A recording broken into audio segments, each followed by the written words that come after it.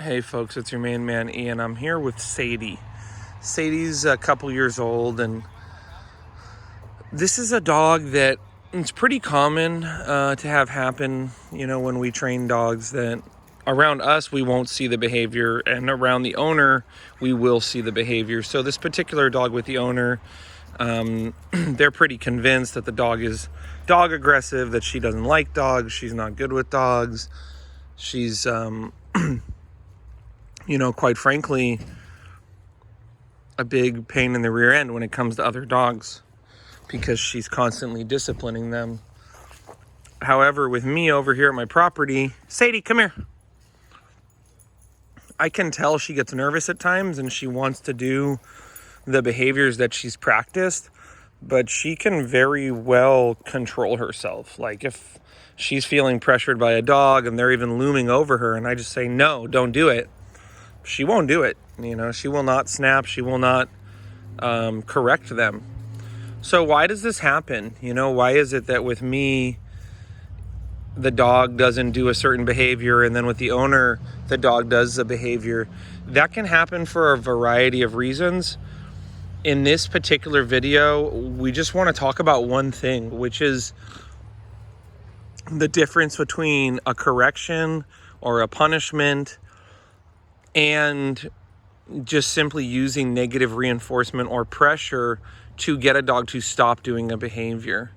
So I just kind of want to think about this for you out there as an analogy. Okay, you're driving down the street and you're speeding, you're driving too fast. So the police come and first their lights turn on and the siren, and you are required to pull over to the side of the road. After you pull over to the side of the road, then they're going to give you a ticket, most likely for speeding, to ensure that you don't speed again in the future. Okay? Now, the only way the police officer knows if that ticket was valuable enough in terms of the consequence, come on girls, is did you stop speeding in the future? Now, anybody and most people are going to slow down when the police get behind them, and they are going to stop speeding. M&ET, come, by default. Police get behind you, you stop speeding, you pull over. But once you've pulled over, they still give you a ticket. That ticket is the punishment.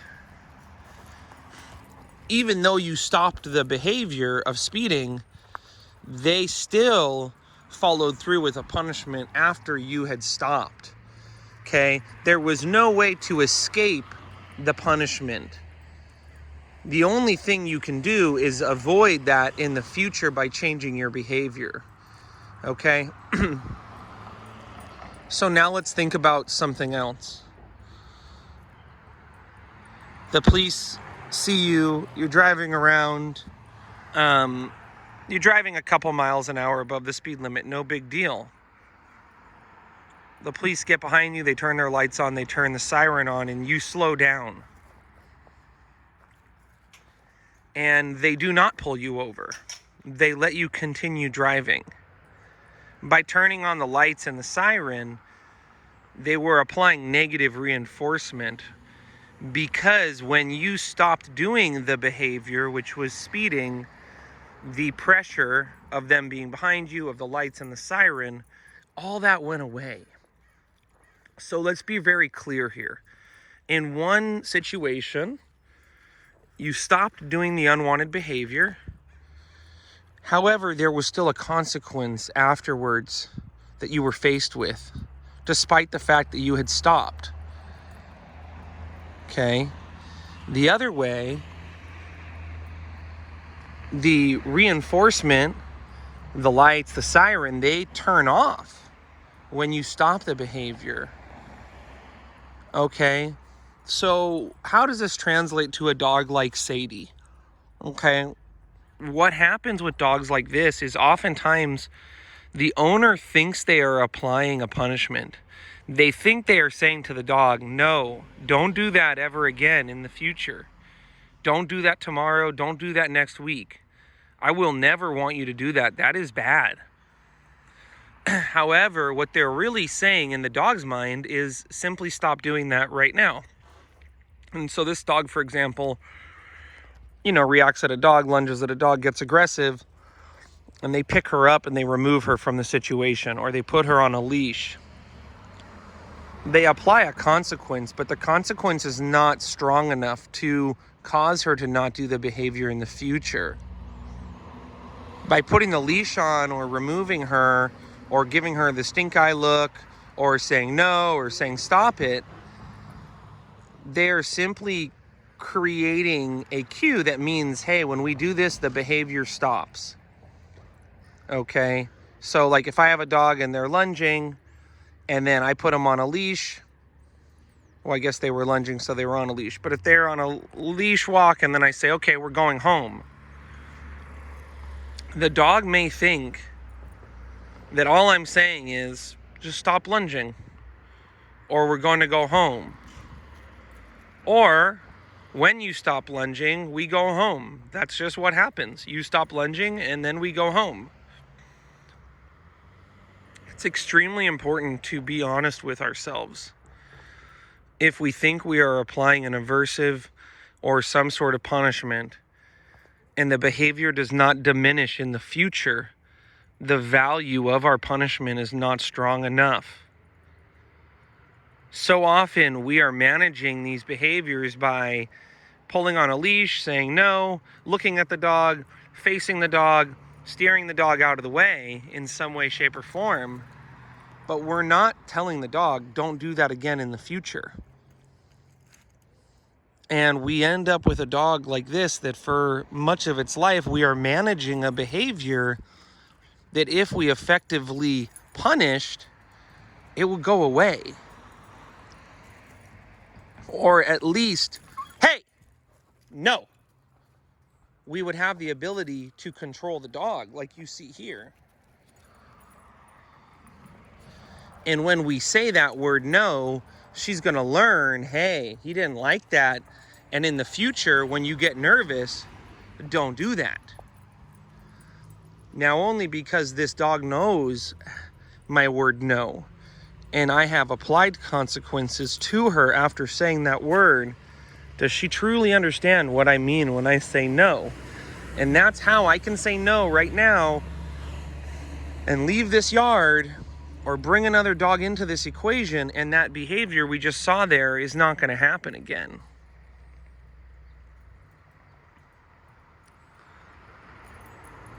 So we really have to be honest when we are telling stories about our dog's unwanted behavior. If we have truly never provided a consequence strong enough in a way that communicates clearly to the dog that that behavior is something they should never do again, we simply need to take responsibility for that, and we need to really think long and hard about what is that a consequence that's strong enough. What does that look like? What does that feel like for us? What does that feel like for the dog? And we can start to apply that maybe in areas that have nothing to do with in this case, the scary dog aggression, supposedly dog aggression. Okay, we could work on simply, hey, don't ever rush out of the door ever again. Hey, don't ever cry when I'm at the ATM and, beg me to hurry up. Hey, don't ever jump on people ever again. Hey, don't ever chew on that thing ever again. Hey, when I say stop, you need to stop, and don't ever continue when I say stop ever again.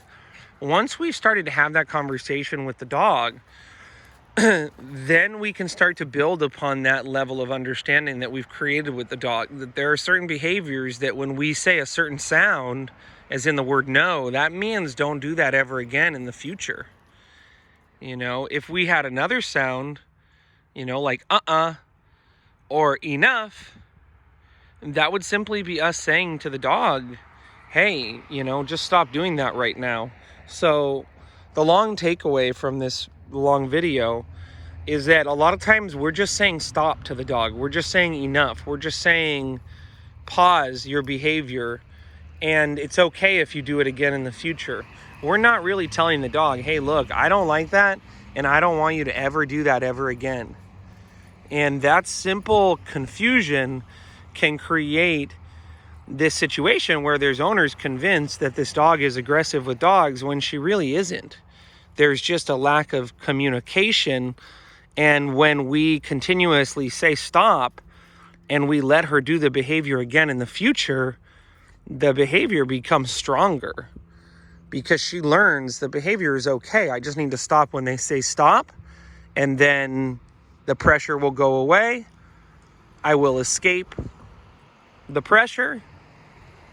And, that's something to be thought about, is negative reinforcement, me looking at the dog, staring at the dog, nagging at the dog in some way, can be escaped. When the dog stops doing something, the pressure goes away. When the police get behind us and we slow down or we click our seatbelt on and they don't pull us over, we have escaped the pressure. But once the police have decided they're going to have a punishment for us in store, there will be no escaping that punishment. So this dog, for example, a lot of times rolls over on her back or comes up and looks at you with this look of, oh my God, I know I messed up. But that's not really the look. That is just her way of saying, okay, I'm done doing that behavior now. I'm done doing it. So really important video, folks. I know it's a bit long-winded, but this is something that many people, even myself at times in my dog training career, had very confused. The difference between negative reinforcement and punishment. And this is something we will be talking about more, but I wanted to cover this particular case history or case study here with this dog because this is what we're dealing with. And this has actually been going off and on for years, where the dog will come here, it'll be fine with dogs, the owner will show up, the dog will get crazy, then I won't see the dog for a period of time. The dog will come back, the dog is fine with me, is under control with me, I trust the dog with my dogs.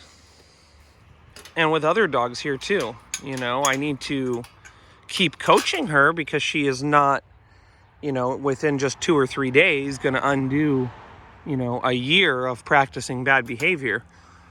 But it's so important, to just master this concept of the correction versus the negative reinforcement, and to really dive into that more instead of simply telling stories about the dog. Oh, she does this, it's crazy, it's so mysterious. It's not mysterious. There's very clear reasons why. We simply just need to apply our intelligence or hire a qualified trainer that can help us understand this stuff in a way that our dog is clearly telling us they need us to understand it. So that's all, folks. Okay.